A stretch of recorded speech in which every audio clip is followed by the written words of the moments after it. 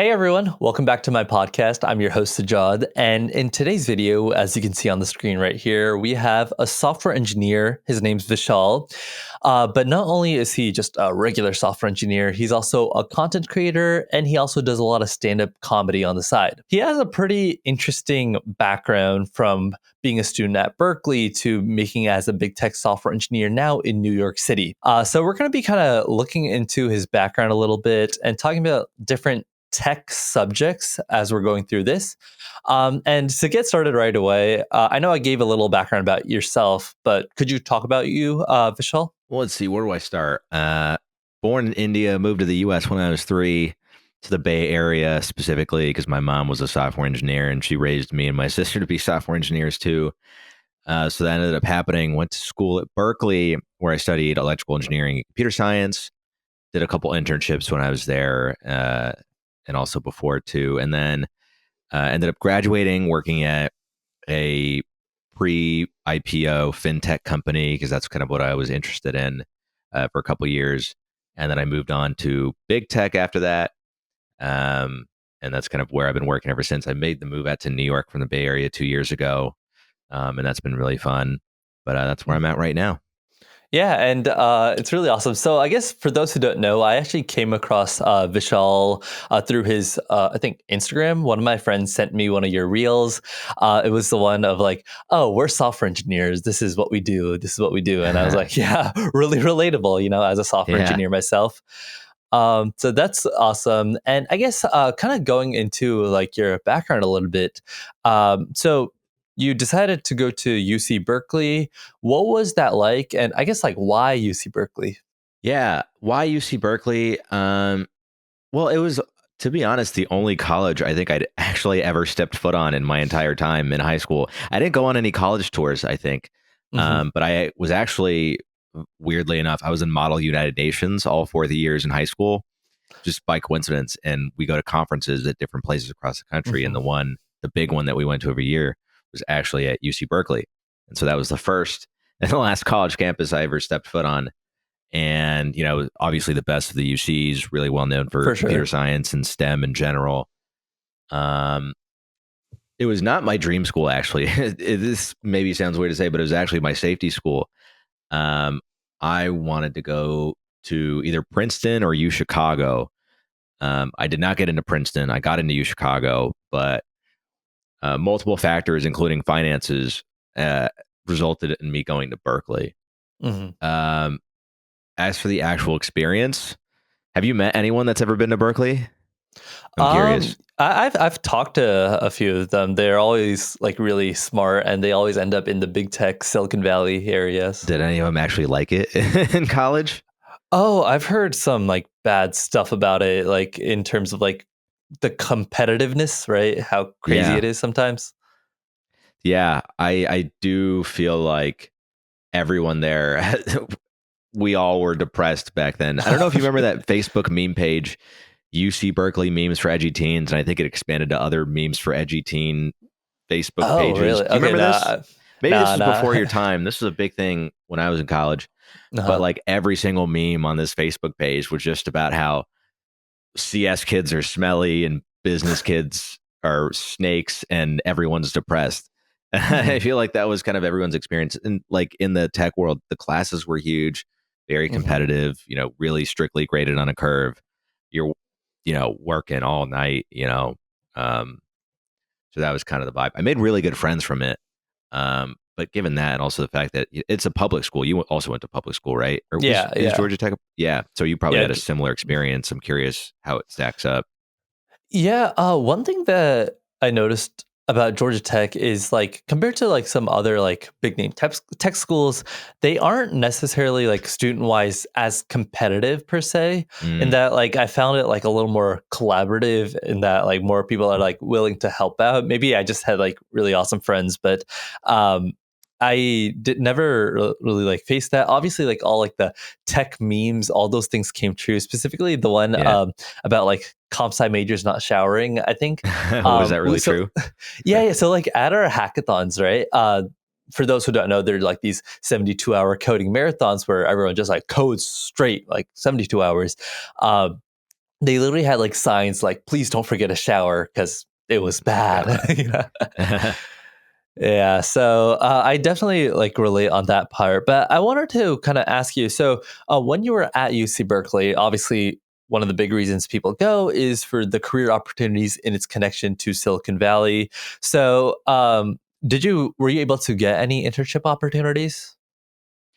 Yeah, I did, and I don't know how it stacks up compared to other, good tech schools that are outside the Bay. But we had, multiple career fairs throughout the year, and all the big tech companies would obviously come, and Hmm. so it was never really an issue trying to secure the companies. I mean, obviously, you still have to be up to caliber, but definitely had a few internships from there. Okay, I mean, could you kind of go over the companies you worked at? Yeah. So after my freshman year, I worked at Um, this website, I guess it was, this brand. It was called Pop Sugar, and it was, woman's oriented. And I was just a full stack software engineer. It was okay, pretty good first sort of coding internship. And then my next 2 years, I actually ended up working at Goldman Sachs, primarily just because I wanted to be in New York. And I was just looking for internships that were in New York. Hmm. And so the first summer, I worked in the tech division. Uh, would not really recommend. Um, but after that, I got an interest in quantitative finance and mathematical finance and stuff. So I started doing more stats and math in college, and then I went back the next summer and I worked in quant finance.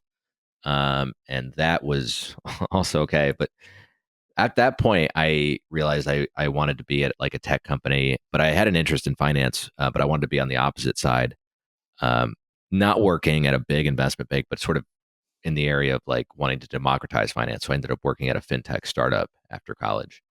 But yeah, Okay, so cool. I'm just a little curious now. Could you give us your salary progression from like all your internships to where you're working now as a full-time engineer? yeah. So my first internship in college, I made exactly $20 an hour. So you can add that up. It was hourly too, and I also got to do overtime. So whatever that was. And then my next two internships, I think I made a flat $10,000 each, or something over that. Every intern at the company got the same amount. And then that was the internships. And then right out of college, at this pre-IPO company, I was getting stock options, which were worthless, and just a base salary. Hmm. The base salary was just above 100,000 plus a little bonus. Got a couple promotions there. Probably made up to like 130 with some again stock options that were worth nothing. So that I was kind of strapped for cash in the Bay Area. So then I moved to a big tech company, made close to 200,000 right at the gate. And now I make somewhat over 300,000. And you're a mid-level software engineer now? Yeah. Okay, cool, cool. And was the move from the Bay Area to New York City like a compensation increase or like a opportunity increase? What was that about? It was literally just for personal reasons. I wanted to be in New York ever since I was 18, and I visited it for the first time. Never Hmm. visited it before. And after I did, I was like, I should have only applied to college here. It's so fun. It's the best city in America. Hmm. And, I was out there, did my internships out here when I was at Goldman, had the time of my life. And so ever since graduating college, it was literally just wanting to move out here. Hmm. And I took as long as I needed to finally get out here. But yeah, it's been great. Hmm. How you liking being back home? Yeah, honestly, so at first I was of like the mindset that there's no way after graduation I would ever live at home. And in fact, when I graduated college last year, my first move was actually to the Bay. Hmm. I was there for like I think exactly like a month and a half. And then I was like, all right, I can't take this anymore. So I moved out. I actually went to Atlanta for a bit, but then after a couple of months there, I was like, you know what? Let me save some money, move back home. It's super convenient, no rent, like basically all the things that I need. And so now I love it. I work remotely. I can, like, my commute to work is 15 steps from my bedroom. So it's awesome. What do you hate about the Bay so much? Yeah. So about the Bay. So for starters, I was paying about $2,500 in rent. Hmm. Where were you Food. living? Um, it was like in the middle of the city. It was the Polk Street or Polk Okay. neighborhood, something along those lines.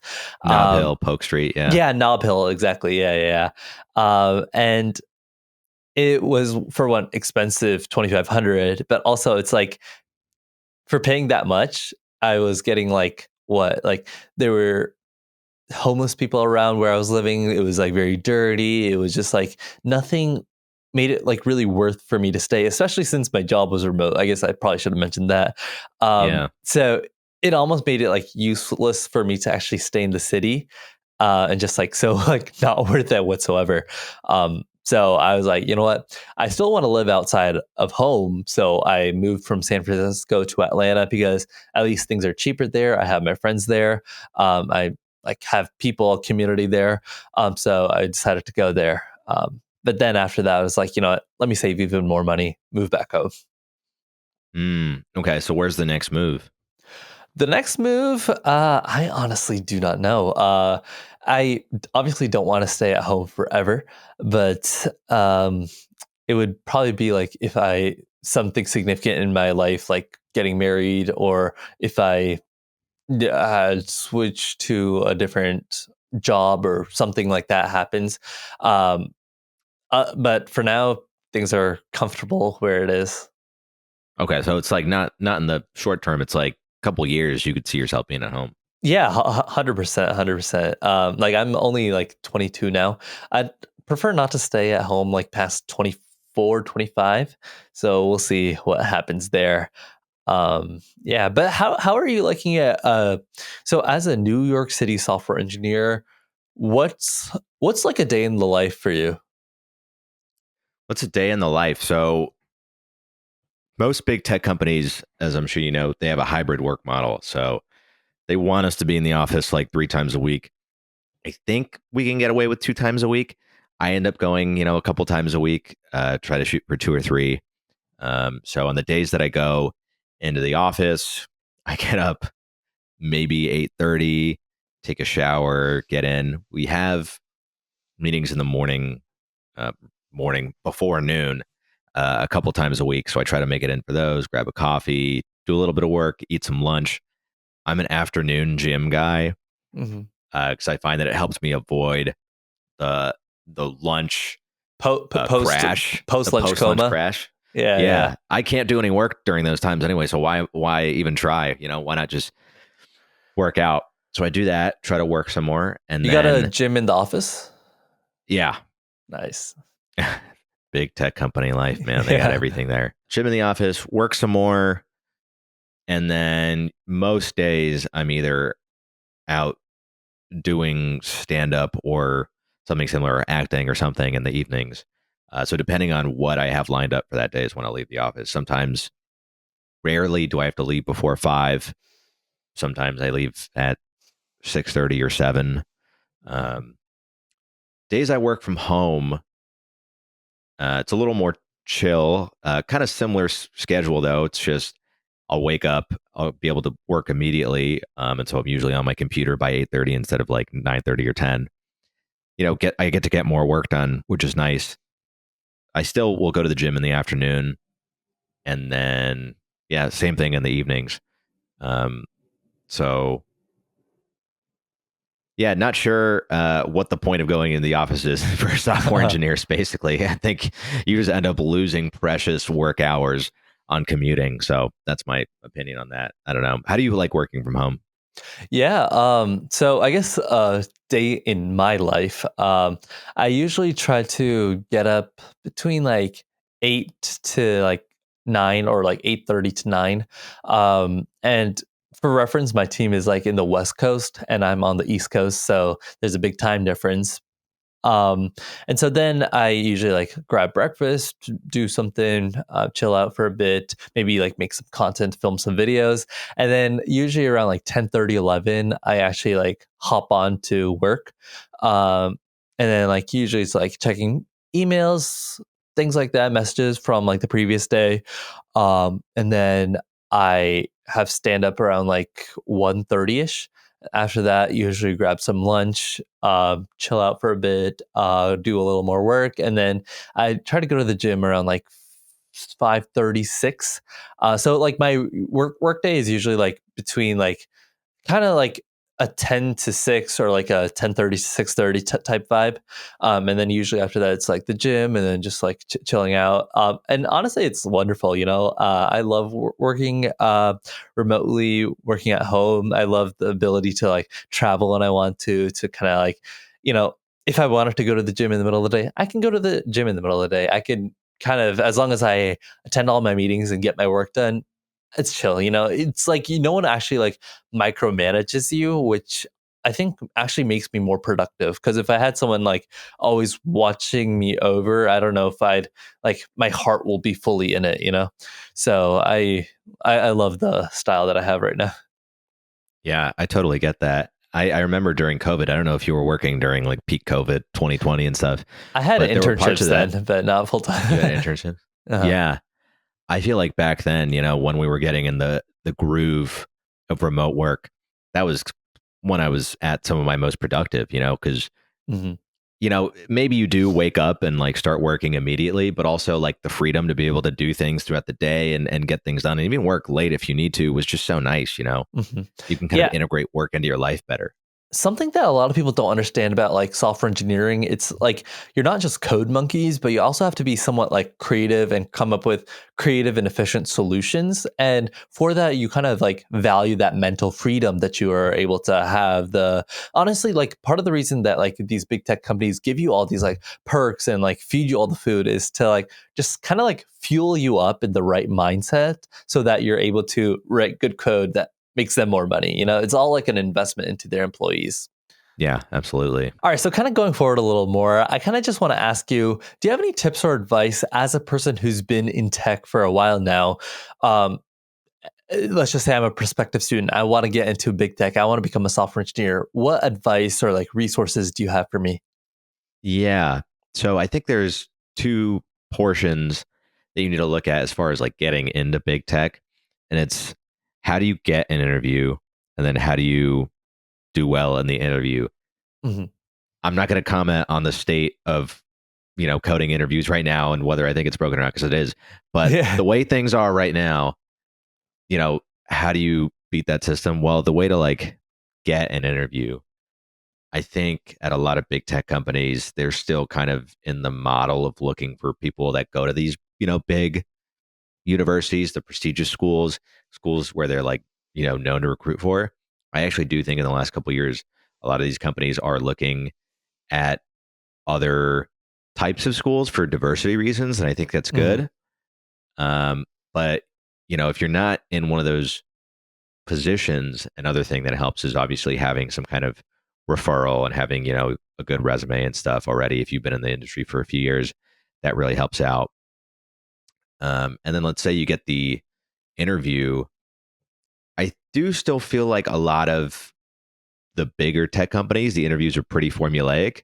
hmm So the regular stuff people say about doing, a lot of like leak code and stuff, I think is still kind of the way to go. Um, Yeah.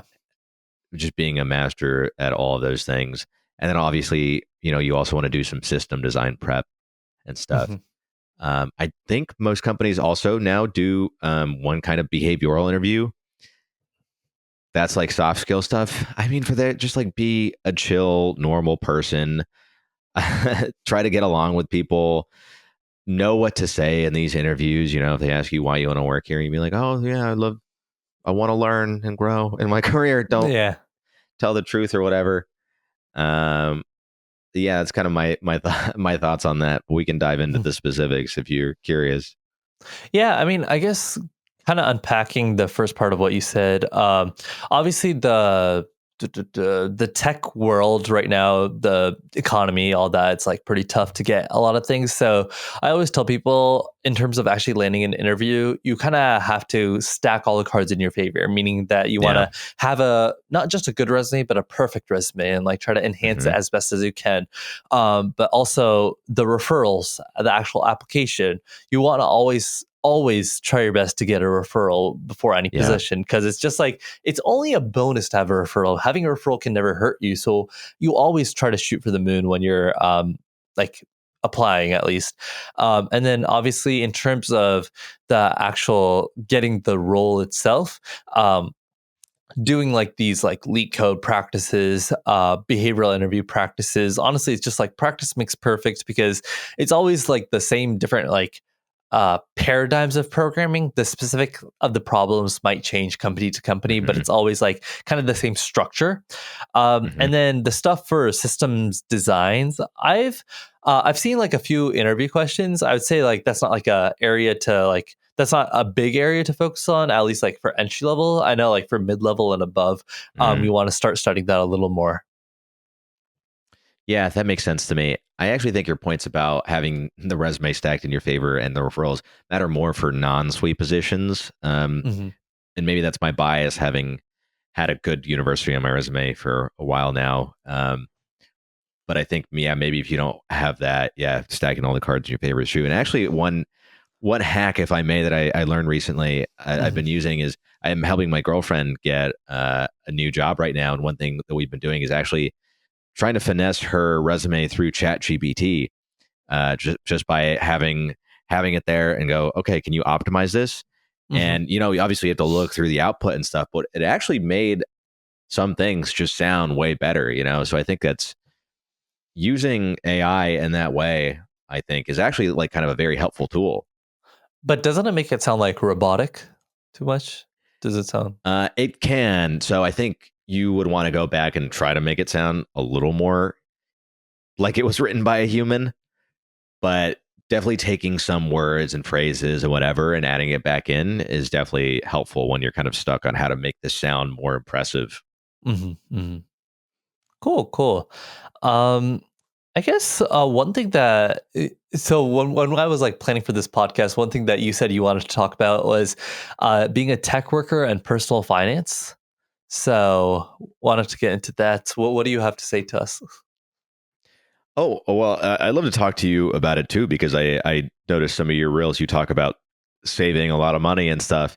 And Hmm. I think one of the things I'm really, you know, passionate about and interested in is personal finance, having worked at a fintech company that prioritized that. But I also think as tech workers, we have uh, the privilege to be able to save a lot of money and try to, you know, gear our lives in such a way that we can maybe retire early and stuff. We're also very knowledgeable about the tools and landscape out there of personal finance tools, I find, to be able to do those things. So Hmm. I was curious if you had thoughts on your personal finance journey too, and if you've noticed something like that with your coworkers, and if you're trying to save towards any type of goal or anything. Yeah, so I wouldn't say that I have like a set number or like set goal, right? Obviously, like you just want to kind of like be growing as much as you can in general. Obviously, we're blessed to be in like the tech world because we get like stocks or like just a lot of like money like upfront to make investments into like our stock portfolio, crypto portfolio, our own businesses, whatever like Hmm. side ventures that we want to have. And honestly, like one of the biggest questions I get is like, is it bad to do comp sci for the money? Well, I mean, if you're passionate about other things, you get to earn a lot of money here and then fuel your passions, right? Hmm. So that I'm also like pretty into like credit cards. I personally have about like 6 credit cards that I have. And yeah, obviously just trying to grow, maximize like the 401k, save and invest. I'm not like a huge on like the whole idea of like living like a student and like saving penny pinching. I'd rather just focus on making more money in terms of other things, like for example this like social media business. Part of the reason I started it was to make more money, right? Oh, So that's really? kind of like where I'm at with this. Yeah. Yeah. What was your journey into social media? How did that start, and how's it going? And is the goal to be able to do that full time, or do you like being able to do both your tech job and this at the same time? Yeah. So the journey into social media. So I actually started posting on YouTube for about like 3 years now, 3-ish, 4 years now. Started September 2020 in the heights of the pandemic. started posting like 3 times a week, long form content. Wasn't really getting any traction through that. I think about like after 9 months, I had about 1,000 subscribers, which I mean is good, but it's not like Hmm. how like ideal. And then this June, I started posting a little more short form content because I was kind of not sure exactly what direction I wanted to go in, but also short form content. It's so much easier posting and trying out different concepts, seeing what people like to hear from you, and also just like reaching a wider audience, right? So I started posting a lot on short form, and then for like 3 months over the summer, I made like about like 200 posts, and I got like no traction at all. I think after like Hmm. 3 months, I had like still like around like 1,000 followers on Instagram. Hmm. And then in September, things actually like started to take off. I had like a video that got a couple million views. I hit like 10K on both my platforms, and then I was finally eligible to be monetized on TikTok. And Hmm. then ever since then, it's just been thankfully like good growth, views, sponsorships, things have just been flowing. Yeah. What do you think changed between how it started originally versus when you started getting traction? Um, a couple of different things. So just one in terms of the way that I present myself, the way that like I talk. I kind of just had the idea that like if I just provided something valuable to the world, people will love it regardless of how it is. But that's not really true. People want to be Mm, entertained. So trying to find a balance between having good tech valuable contents, but also presenting it in a funny and engaging way, which honestly is part of the reason that like some of your videos, like we're software engineers, that does like so well because it's like informative of like what a software engineer work life is like, but also it's like entertaining and everyone can like joke about it, mm, right? hmm. Um, so that's part of it, but also just like kind of the way I talk. I think like I was still getting my voice on camera. Um, Mm, having that flow. So yeah, honestly, like part of the reason that I love like talking to like different like software engineers like through this podcast is because like, or I guess software engineers, but also like content creators through this podcast is because like we all come from like the experience of like being in tech, but also you need to be able to talk or like have somewhat of like a entertaining side to even like be a content creator, but also like a successful tech worker and a person that you enjoy talking to knows how to talk themselves, knows how to be entertaining, engaging to a certain degree. So yeah, it's just been a positive upgrowth from there. yeah.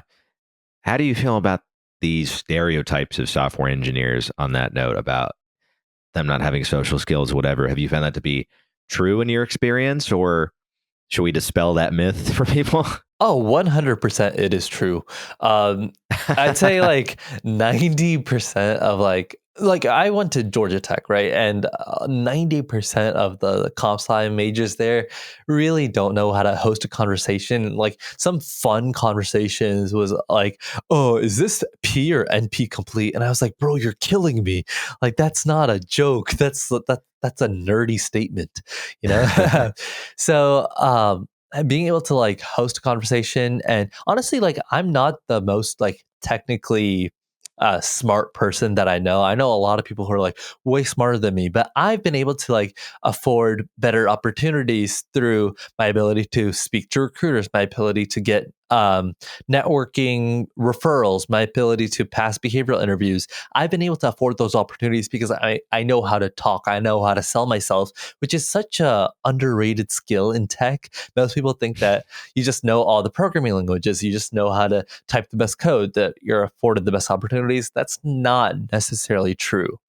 But It's I'm funny. curious to Yeah. hear in your experience. Yeah, what was that like? Well, every interview, every internship, every company that I've landed at before my current one, I would say I probably got in by being a personality hire on the strength Oh, of my really? behavioralness as opposed to my technical ability. I think this particular round, the current company I was at didn't really care that much, and I just performed well technically. But every other one, I'm 99% sure I got in because I was a good hang. Mhm. Um, as far as my experience with software engineers on teams, I've found that a lot of people aren't awful socially, I've worked with a handful of people who are maybe more, I want to say, type A to be nice, or Hmm. particular, maybe. Um, but I've never worked with someone who I am like, I can't see you in a conversation with people, you know. So there are some people who are more quiet and introverted, and maybe I'm like blessed to have been that. Then again, I also don't remember if it was different in college, but probably more so in college. There are tons of people who are like that, but I don't see those people now. Yeah. So I guess in my experience on the job right now, and I've been working at like my current company for about like 1.5 years now. Um, Hmm. on the in your day to day, like it's fine because like you kind of get used to the people, and like people are like generally chill, especially like if you're like a newbie, people want to talk to you. So I've not really experienced it there, but it's like more for like the comp sci majors in college. There's certainly some Yeah, people that are like just not the best to talk to. yeah, I think I would agree with that. Hmm. Hmm. And I guess like because we're talking about like tech workers, like stereotypes. Is there like a sense of entitlement? Like sometimes I get like comments that like people think that like I'm arrogant sometimes the way I come off, or like I am like Really? yeah, just I'm just like entitled to be like where I am at. So what do you think about that tech worker entitlement? Yeah, I have some thoughts on that, but I'm also curious if I could ask, like, what are you doing that people makes you say that about you? If I could get more information. Um, I guess anytime I talk about like some of my accomplishments, Mm, like being able to, I don't know, like graduate early, being able to be like a six-figure software engineer and like earn this type of money at like my age, right? And personally, I like share those things to kind of like qualify myself and to um, kind of draw attention for people to be like interested in the tech field. But some people take that as like, oh, you're showing off, you're just bragging, and like makes me feel bad. Um, and so, yeah, I guess I wanted to hear some of your thoughts on that.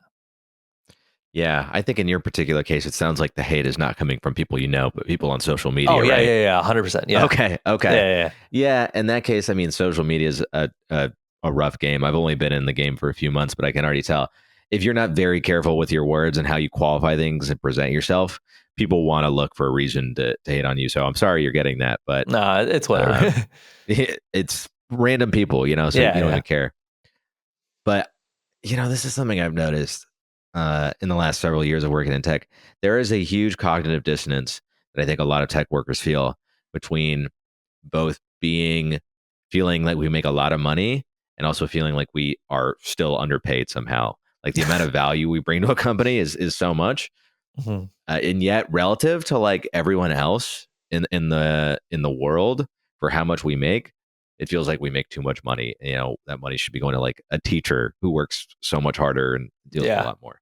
Mhm. I digress on that point, but especially at these tech companies too, you see people that I think, going back to the thing you were saying about perks and stuff, I think tech workers are very used to being lavished on. I actually don't know if you've had this experience because you've been working from home remotely. This is maybe something you see in the office, but with all the perks like free food and Oh, I random, visited some of these offices. Yeah, they're nice. yeah. So you get like free food and the gym and massages and whatever else. And I think that kind of breeds a sense of entitlement. I saw something crazy the other day. I saw um there was, dinner. I was in the office for dinner, and I saw one person take two plates of food and then also bring out their own Tupperware boxes, fill two more of, Mhm. it was like some chicken wings or something. They looked really good. They took all of them. There was one left. The person in front of me took that and they were just out because this one person took four plates of food. And I was like, that is crazy. You're getting this food for free. We're all supposed to be sharing this stuff. Yeah. But I don't know. Something about that really rubbed me the wrong way of like, Mhm. when you get all this stuff for free and feel like you make all this money and whatever, it's weird that you still can't feel like a sense of gratefulness for Mhm. what you're making and how much you've been given in the world.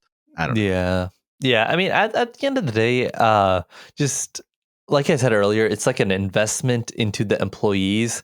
It's not necessarily because like the employees are great that they're put to a stature. No, it's because like they want you to feel good so that you're able to Yeah. do more work for them. So it's kind of like that shift in mindset. So, but honestly, like some of these perks are like pretty insane, like the free massages that you mentioned. I know like one time, like I was visiting one office with one of my friends, and he's like, you know what, take as many snacks as you want. So me and my friends like Yeah. literally like filled our bags because like they were telling us to take it because they were about to clear everything out. Um, Yeah. yeah, but yeah, I mean it's awesome, but obviously like you gotta watch your words, especially when you're talking to non-tech people. Yeah, for sure. hmm And I guess one question is, what are some pros and cons that you know? Other, I guess we talked about the pros being a software engineer. What are some cons that you felt? Yeah. The pros, I'll touch on those really quickly too. Obviously, you get a great salary, especially for the amount that you work.